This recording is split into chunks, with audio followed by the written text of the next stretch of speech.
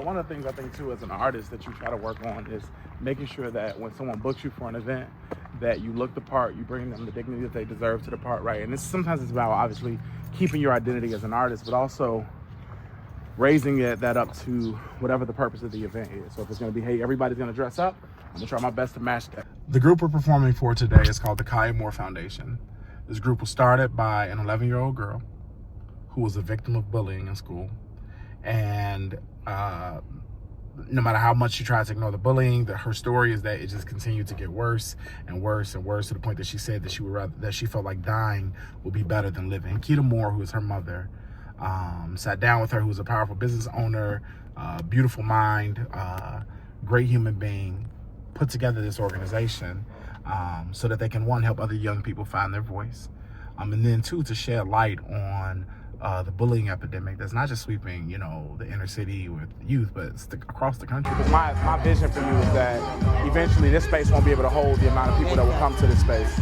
And I'm sure Mama shared this with you, but for all of us that's ever thrown any event in life, first events are always like extremely tough. It's a lot of anxiety, it's a lot of planning. You're trying to figure out who's gonna be there, who's gonna show up, and you got all those nerves, but everything has to start from the spark. And what you did, 90% of people would never do, which is get started. We've got about 100 tickets purchased for this open mic ahead of time. Got my brother Leroy Hawkins in the room. Y'all may know him from Chicago PD. One of the dopest spirits in the game. On the bottom night? My man, what's up, bro? Test 1 2 1 2. This is Eros the Poet. And where you all at today is Talking Out Tuesdays. You see how light the room looks now. Just get a shot of the room. And within an hour, this room is going to look completely different. You'll see that it's going to be packed to the rafters, standing room only in here, and the entire city of Chicago is about to come out. And this is just a regular open mic. We do this every single week. We had a city come out, they speak, they talk. It's going to be a good vibe. I just want to be embarrassingly in love. No fakeness, no filters, no second thoughts and no pretending. Let's just accept what God has given as he penned it in 1 Corinthians. Let's love forever. Let's be embarrassingly in love together. Welcome to Talking Out Tuesdays. How y'all feeling tonight? Why Eros? So what a lot of people don't know is that Eros is one of the 4 versions of love spoken of in the Bible, right? It's Eros, Philia, Storge, and Agape love. Eros love spends most of its energy around romantic love, which essentially is what I write about the most. I spend most of my time talking about romantic love because I think that that's where human life starts, right? That spark, that thing that got Adam feeling alone, looking at the animals with their mate and him wanting his own. And that's how human life began, right? God first created Adam, and then the idea of existence came from his longing for someone else, a mate. And so now that's the angle that I come from. Like how can we talk about love and getting people to remember that loving each other is way more powerful than hating one another. And so that's what I write about the most. And that's why I came up with the name Eros. And then I want to sleep with my eyelids rubbed up against your perfect skin, so when we awaken, I can never say I made the mistake of taking my eyes off you. No, you still don't get it. I was trying to name all of our children after you. The boys too. And I don't care what people say. Erotica, erotic. Yeah. Right. All this, a lot of times that has like a negative feeling. I know your value system. Ashe. So that's interesting. Yeah. You're doing that. Yeah. How is the way you're doing it flipping the script? That's a great question. So erotic poetry, which is supposed to be more sensual, more carnal, more instinctual, it's just a facet of Eros love, right? Because truthfully, Eros love is still a version of love. But the world has twisted it and removed the love element from it and said, let's just get carnal, let's just get instinctual, let's just be, mammals and beasts with the love. But that's not the key. The key to romance is there should be a spark created between two people that makes them want to engage in an act to procreate, right? They engage in an act to express themselves even in the physical realm. Last night. Last night. Wow. Last night. How? Last night how the way we make love feels zealous, like we can even make the angels jealous.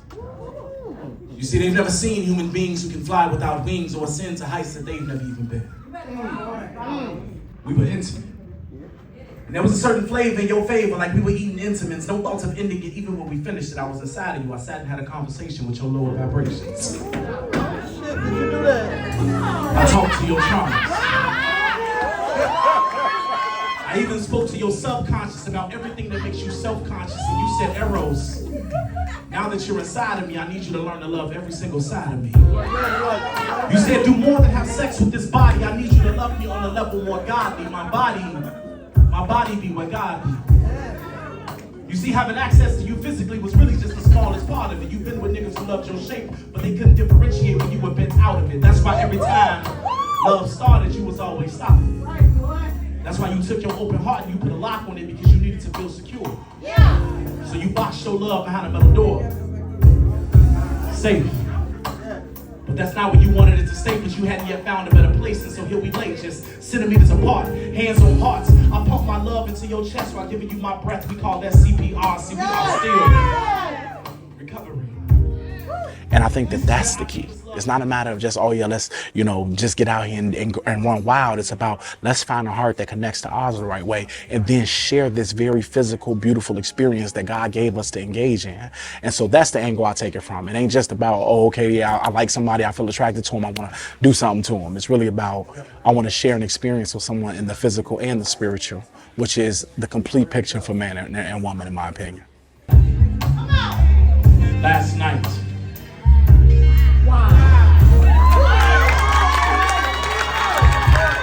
I obviously need a little work. See, I can't write poems that passionate, because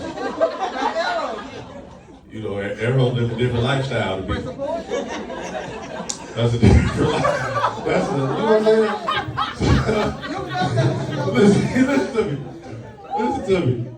I want you to understand that the poets that pull up represent lifestyles, and so do their words. My words can only go so far. I wish I could look at a woman straight in the face and just, honestly, and be like, last night was wild. How? My conversation just start off with how. How did I end up there? And how did you get home? Because when I woke up, everybody was gone.